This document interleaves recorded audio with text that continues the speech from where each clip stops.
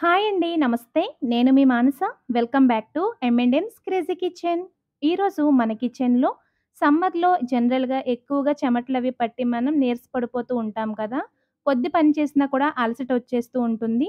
So, అలా అలసట రాకుండా రోజంతా యాక్టివ్‌గా ఉండడం కోసం నేనొక హెల్తీ బ్రేక్‌ఫాస్ట్ రెసిపీనైతే మీతో షేర్ చేయబోతున్నాను. దీనికి పొయ్యి వెలిగించాల్సిన అవసరం లేదండి. పిల్లలు కూడా ఈజీగా చేసుకునే రెసిపీ ఇది. సో, లేట్ చేయకుండా దీన్ని ఎలా ప్రిపేర్ చేయాలో చూసేద్దాం రండి. దీనికోసం ఫస్ట్ ఒక బౌల్ తీసుకొని అర టేబుల్ స్పూన్ గోందు కటీరా వేసుకోండి. ఇందులో కొద్దిగా వాటర్ యాడ్ చేసుకొని మూత పెట్టి రాత్రంతా నానబెట్టుకోవాలి. వాటర్‌కి క్వాంటిటీ ఏం లేదండి. దీనికి తగ్గట్టుగా వేసుకుంటే అది పీల్చుకొని జెల్లా ఫార్మ్ అయిపోతూ ఉంటుంది. ఇప్పుడు ఇంకో బౌల్ తీసుకొని అందులోకి 6 బాదం పప్పు, 6 పిస్తా పప్పు వేసుకోండి. అలాగే 2 అక్రూట్ వేసుకోండి. ఇందులో కూడా తగినన్ని నీళ్లు పోసుకొని వీటిని రాత్రంతా నానబెట్టుకోవాలి. అలాగే ఇంకొక బౌల్ తీసుకొని 1 టేబుల్ స్పూన్ వరకు గుమ్మడి గింజలు, 1 టేబుల్ స్పూన్ వరకు సన్‌ఫ్లవర్ విత్తనాలు, 1 టేబుల్ స్పూన్ వరకు పుచ్చగింజలు వేసుకోండి. ఇందులోనే మీ దగ్గర ఉంటే 1 టీ స్పూన్ వరకు చియా సీడ్స్ కూడా వేసుకోండి.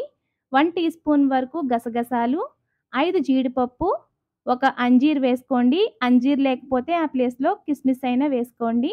ఇప్పుడు ఇందులో కూడా నీళ్లు పోసేసుకొని రాత్రంతా కూడా నానబెట్టేసుకోవాలి.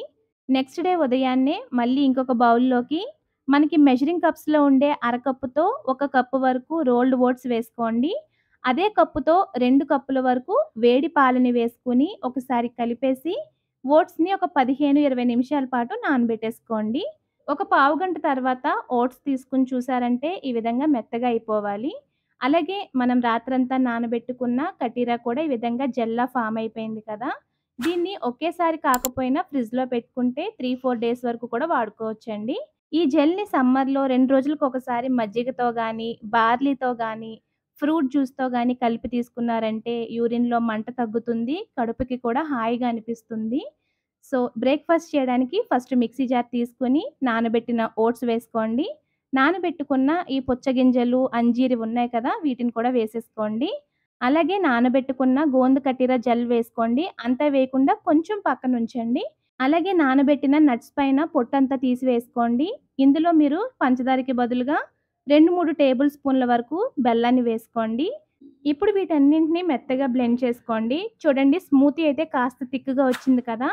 టేస్ట్ చూసుకొని బెల్లాన్ని అడ్జస్ట్ చేసుకోండి. అలాగే కాస్త పల్చగా రావడానికి కొద్దిగా పాలైతే యాడ్ చేసుకొని మళ్ళీ బ్లెండ్ చేసుకోండి. స్మూతీ వచ్చేసి ఈ కన్సిస్టెన్సీలో ఉంటే తినడానికి బావుంటుంది.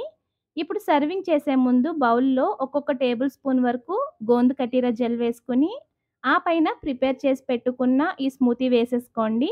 ఒకవేళ మీకు బెల్లం కూడా వద్దనుకుంటే ఆ ప్లేస్‌లో మీరు హనీ అయినా వేసేసుకోవచ్చు. సో, పిల్లల్ని, పెద్దల్ని అట్రాక్ట్ చేయడానికి పైన కాస్త నట్స్ అలాగే కుంకుమ పువ్వుతో గార్నిష్ చేసి సర్వ్ చేయండి. ఒక్కసారి ట్రై చేసి చూడండి. ఆ రోజంతా మీరు యాక్టివ్‌గా ఉంటారు. సో, మీరు కూడా ఈ రెసిపీని తప్పకుండా ట్రై చేసి మీకు ఈ రెసిపీ ఎలా వచ్చిందో నాకు కామెంట్స్‌లో షేర్ చేయండి.